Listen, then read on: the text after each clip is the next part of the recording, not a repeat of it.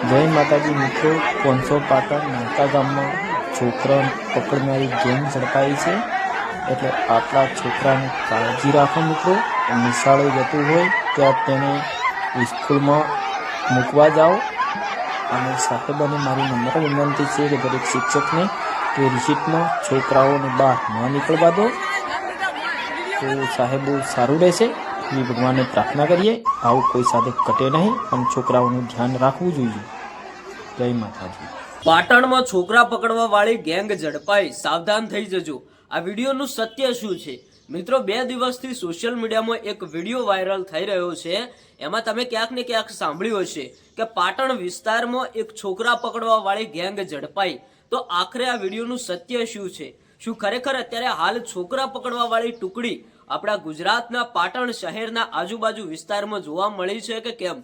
આ video social મીડિયાની અંદર વાયરલ થતા ઘણા બધા લોકો ડરી રહ્યા છે અને અત્યારે હાલ લોકો વ્યૂઝ અને ફોલોઅર લેવા માટે વધુ વિડીયો વાયરલ કરી રહ્યા છે. આ વિડીયો વાયરલ થતા ઘણા બધા લોકોના અંદર એક ડરનો માહોલ ફેલાયો છે અને લોકો એવું કહેવા લાગ્યા છે કે તમારા છોકરાઓનું ધ્યાન રાખજો.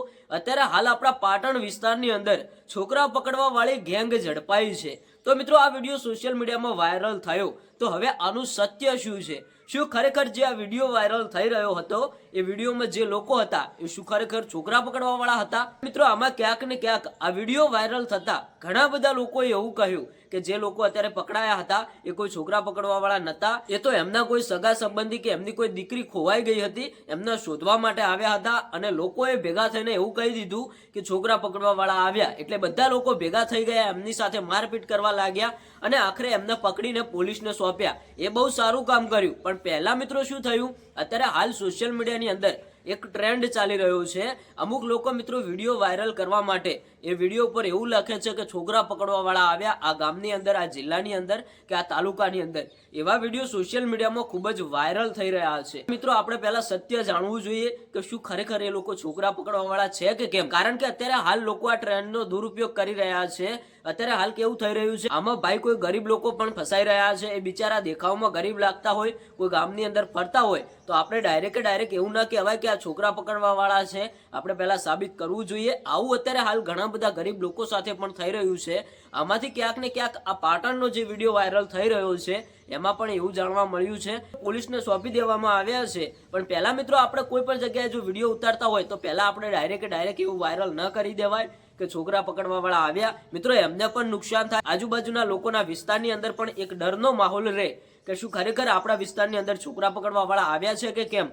આપણી પોલીસ આપણને સાથ અને સહકાર આપી રહી છે, તો છોકરા પકડવા વાળા આવ્યા ક્યાંથી? મિત્રો, આપણે એક જ કામ કરવાનું, કોઈ પણ વ્યક્તિ આપણને શંકાસ્પદ લાગે તો આપણે ભાઈ પોલીસ સ્ટેશન ફોન કરવાનો, પોલીસને સોંપી દેવાના. અમને એવું લાગે છે કે આ છોકરા પકડવા વાળા છે.